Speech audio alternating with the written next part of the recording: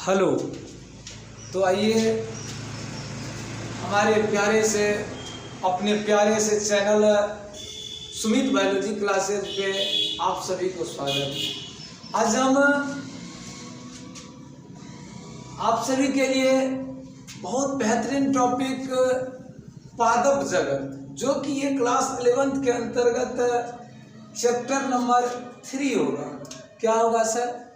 ये chapter number 3 होता है, जिसको हम लोग पादप जगत या प्लांट किंगडम कहते हैं। सर पादप जगत क्या है?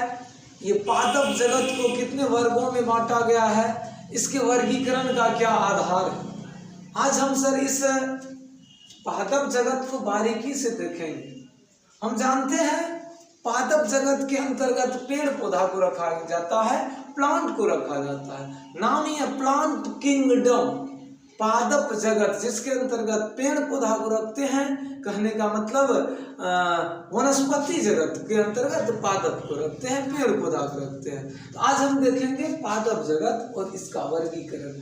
और एक बात हम जानते हैं सर कि पादप जगत जो होता है, इसमें लैंगिक तथा अलैंगिक जनन की क्रिया, मतलब दोनों क्रिया होती है, लैंगिक जनन तथा अलैंगिक जनन, जिसको सर हम लोग सेक्सुअल रिप्रोडक्शन तथा असेक्सुअल रिप्रोडक्शन कहते हैं, एसेक्सुअल रिप्रोडक्शन कहते हैं। तो हम चल आते हैं पादप जगत। पुष्प या फूल के आधार पर पादप जगत को 2 भागों में बांटा जाता है। बारीकी से हम लोग समझेंगे। पुष्प के आधार पर, फूल के आधार पर पादप जगत को 2 वर्ग में बांटा गया है। जिस पादप में फूल नहीं होगा, मतलब माइनस एंटी कौन चीज sir? Flower.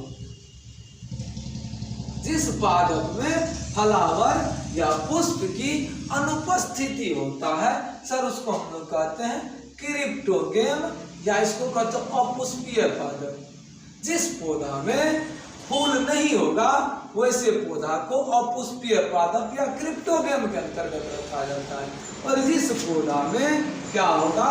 Plus anti flower होगा। क्या होगा?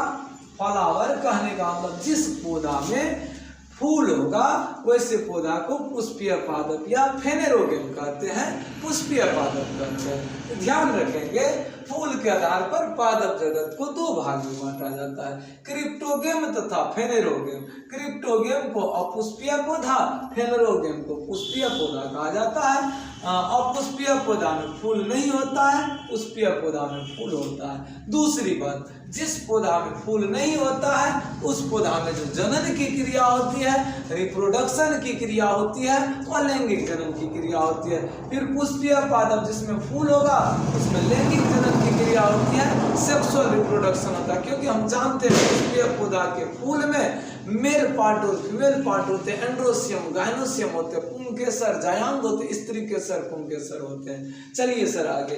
अब इस अपुष्पीय या क्रिप्टोगेम पादप को 3 वर्गों में बांटा गया है, जड़, तना तथा पत्ती के विभेदन तथा अविभेदन के आधार पर। Thallophyta, bryophyta, pteridophyta. Thallophyta, bryophyta, pteridophyta. अब हम लोग देखेंगे इसके बारे में। थाइलोफाइटा के अंतर्गत जड़, तना तथा पत्ती का विभेदीकरण नहीं होता है, किसी भी चीज का विभेदीकरण नहीं होता है। मतलब स्पष्ट रूप से नहीं पता चल पाता है जड़ है कि तना है, पत्ती है, होवे नहीं करता है, अविभेदित होता है। ब्रायोफाइटा में जड़, तना तथा पत्ती में से पत्ती और तना का तो पता नहीं चलता, लेकिन जड़ का थोड़ा बहुत स्पष्टीकरण हो पाता है। फिर टेरिडोफाइटा में जड़, तना तथा पत्ती का पूर्ण रूपेण विभेदन होता है। फिर हम चलाते हैं फेनेरोगेम। फेनेरोगेम को आवरण के आधार पर, कोट के आधार पर 2 भाग में बांटा जाता है, अनावृत बीजी तथा आवृत बीजी। अनावृत बीजी को जिम्नोस्पर्म कहते हैं, आवृत बीजी को एंजियोस्पर्म कहते हैं। कहने का मतलब जिस बीज के ऊपर आवरण होगा, उसको हम लोग कहते हैं, आवरण वाले को आवृत बीजी एंजियोस्पर्म कहते हैं। जिस बीज के ऊपर आवरण नहीं होता है, जिम्नोस्पर्म या अनावृत बीजी कहते हैं। फिर चलाते हैं सर आवृत बीजी, एंजियोस्पर्म। आवृत बीजी को बीज बीजपत्र की संख्या के आधार पर दो भाग में बांट देते हैं, एक बीजपत्री तथा द्विबीजपत्री। एक बीजपत्री को इंग्लिश में मोनोकॉट कहा जाता है, द्विबीजपत्री को डाइकॉट कहा जाता है, या एक बीजपत्री को मोनोकोटिलिडन कहा जाता है, द्विबीजपत्री को डाइकोटिलिडन कहा जाता है। एवं प्रकार से पूरा चार्ट है, आप इसका स्क्रीनशॉट आसानी से ले सकते हैं। नहीं तो एक बार फिर हम लोग क्लियर कर देना चाहते हैं कि पादप जगत को पुष्प के आधार पर दो भाग में बांटा जाता है, क्रिप्टोगेम, फेनरोगेम। क्रिप्टोगेम को अपुष्पीय पादप, फेनरोगेम को पुष्पीय पादप। क्रिप्टोगेम में फूल की अनुपस्थिति होता है, फेनरोगेम में फूल की उपस्थिति होता है। क्रिप्टोगेम में अलैंगिक जनन की क्रिया होती है, फेनरोगेम में लैंगिक जनन की क्रिया होती है। क्रिप्टोगेम के अंतर्गत हम लोग रखते हैं थाइलोफाइटा को, ब्रायोफाइटा को, टेरिडोफाइटा को। फेनरोगेम के अंतर्गत रखते हैं अनावृत बीजी तथा आवृत बीजी को, जिम्नोस्पर्म तथा एंजियोस्पर्मिक प्लांट को।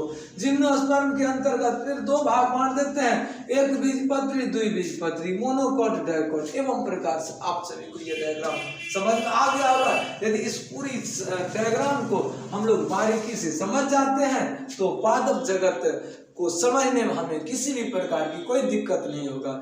इसको यदि आप समझ लिए हैं तो कमेंट करें, अच्छा लगा हो तो हम लोग आगे अगली लेक्चर पर, अगली पॉइंट पर जंतु जगत का भी एक इसी प्रकार का शॉर्ट वीडियो लेकर के आएंगे। तब तक के लिए धन्यवाद। आप सभी इस चैनल को सब्सक्राइब कर दीजिएगा और आगे अपने दोस्त फ्रेंड के साथ इसको शेयर कर दिया, जिसको आसानी से ये बात समझ में आ जाए। तब तक के लिए धन्यवाद।